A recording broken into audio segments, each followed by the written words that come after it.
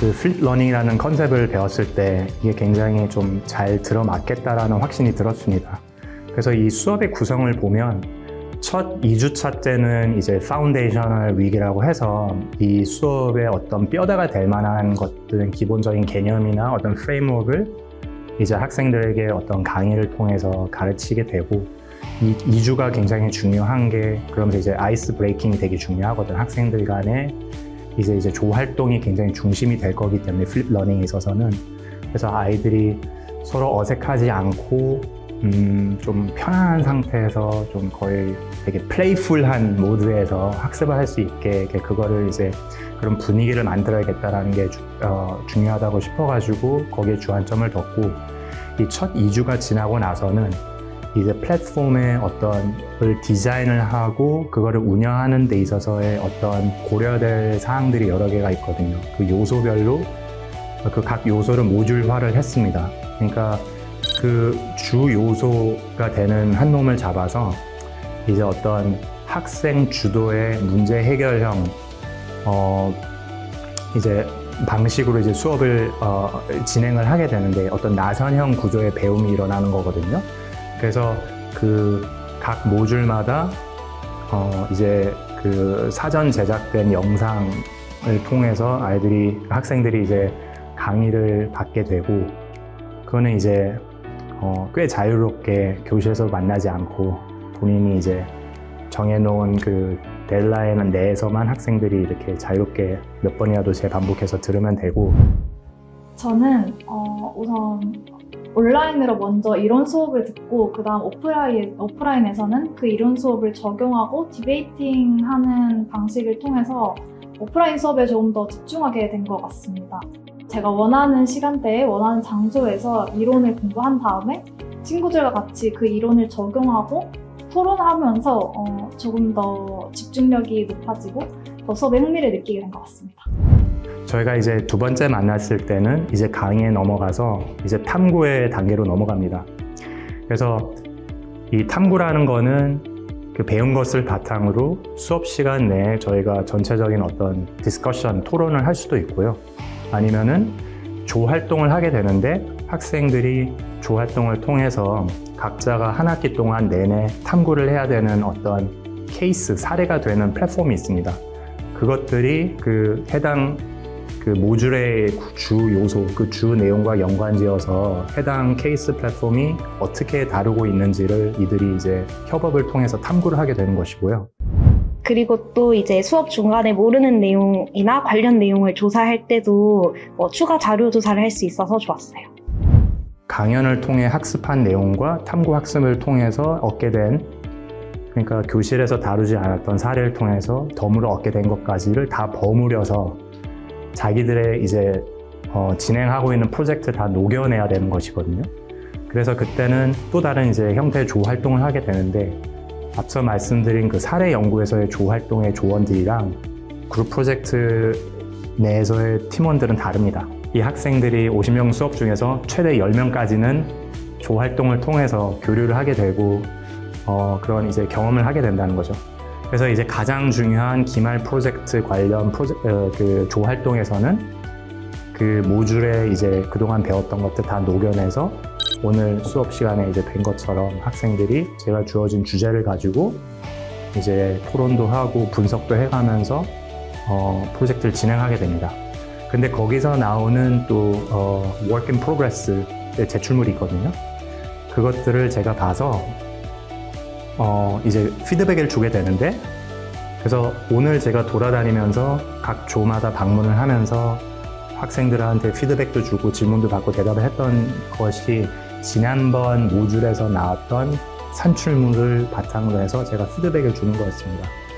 그래서 학생들이 그런 식으로 이렇게 어떤 어려움이 있고 또 어떤 식으로 프로젝트를 진행하는지 제가 교실 내에서 볼 수 있는 이점도 있고, 또 제가 현장에서 바로 그들이 만들어 놓은 산출물을 근간으로 해서 제가 생각을 해보고 피드백을 주다 보니까 그런 점이 저로서도 좋지만은 학생들 입장에서도 굉장히 유익하다라는 평을 많이 받았고요.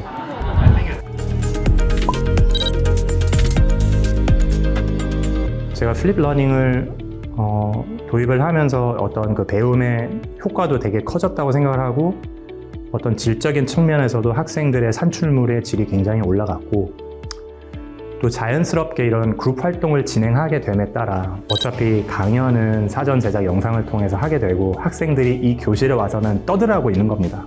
그래서 신나게 떠들거든요, 외국 학생들이 특히. 그러다 보니까 왁자지껄한 게 굉장히 미덕인 거고 마음껏 이제 에너지를 발산하면서 조 활동을 하는 걸 보니까 그런 면에서도 굉장히 오히려 긍정적인 면이 있었던 것 같아요. 이 플립 러닝을 통해서 되게 구조화된 조 활동을 각기 다른 학생들과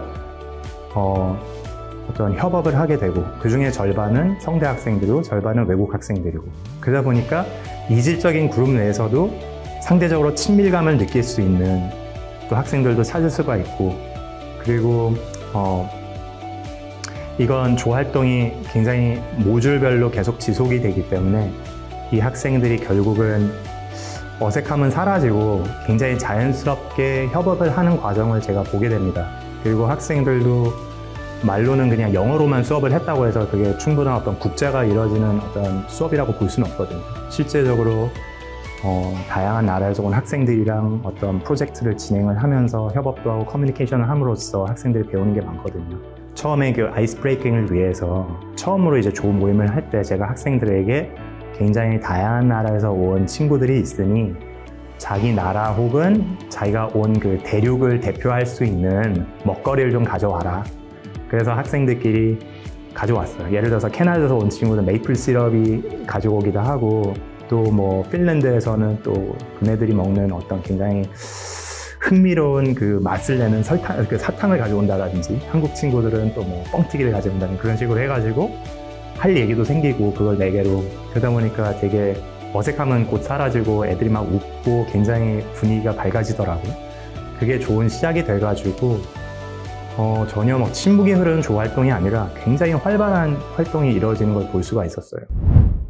또 이 수업이 절대평가라서 상대적으로 경쟁이 덜하고 부담감도 덜하다 보니까 보다 교수님한테 제 이야기를 담은 창의적인 이야기도 더 제출을 할 수 있고 수업 중간에 자료 조사를 할 수도 있다는 점도 시너지로 작용을 해서 보다 더 창의적인 답변을 준비하고 공부를 더 할 수 있어서 좋은 것 같습니다. 그래서 그것이 또 다른 어떤 플립 러닝의 장점이 아닌가라고 생각됩니다. 이제 경영학 수업에서는 이제 팀 프로젝트가 굉장히 흔하게 있는데 학생들이 팀 프로젝트를 좀 선호하지 않는 이유 중에 하나가 이제 프리 라이딩 이슈가 있는 것이거든요. 조원 중에 이제 열심히 참여를 하지 않고 기여를 하지 않으면 굉장히 힘 빠지는 거잖아요. 근데 이 플립 러닝의 디자인을 통해서 프리 라이딩 문제가 말끔히 사라졌어요.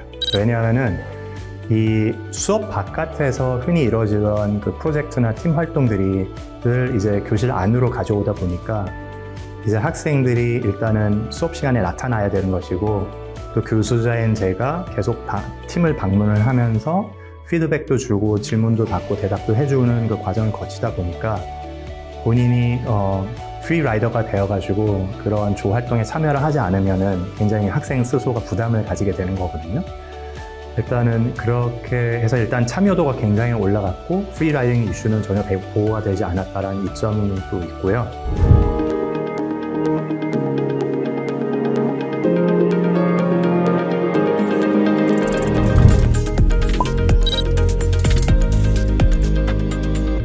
그러니까 이 수업은 디지털 플랫폼, 우리가 흔히 접할 수 있는 디지털 플랫폼의 어떤 디자인이라든지 운영 방식에 대해서 이제 총체적으로 이제 배우게 되는 수업입니다.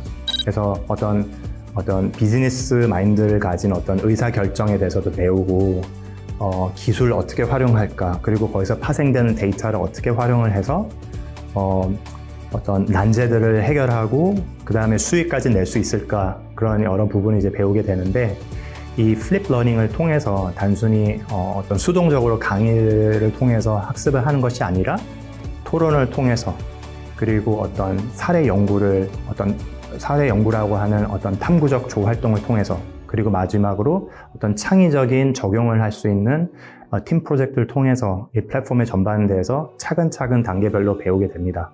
아울러서 이것은 국제어 전용 수업이다 보니까 한국어가 아닌 이제 영어로 배우게 되고 이제 학습 활동을 진행을 하게 되는데 어려울 수도 있겠으나 어떤 한국에 관심이 있고 또 어떤 다양한 문화적 배경을 가진 친구들과 함께 커뮤니케이션하고 협업을 하면서 프로젝트를 진행을 하고 조활동, 토론 활동을 진행을 하다 보면 어렵긴 하지만 점점 동화가 되는 자신을 발견할 수 있을 것 같아요. 그러니까 두려워하지 마시고요. 용기를 내시고 이 수업에 참여해 주시면 대단히 감사하겠습니다.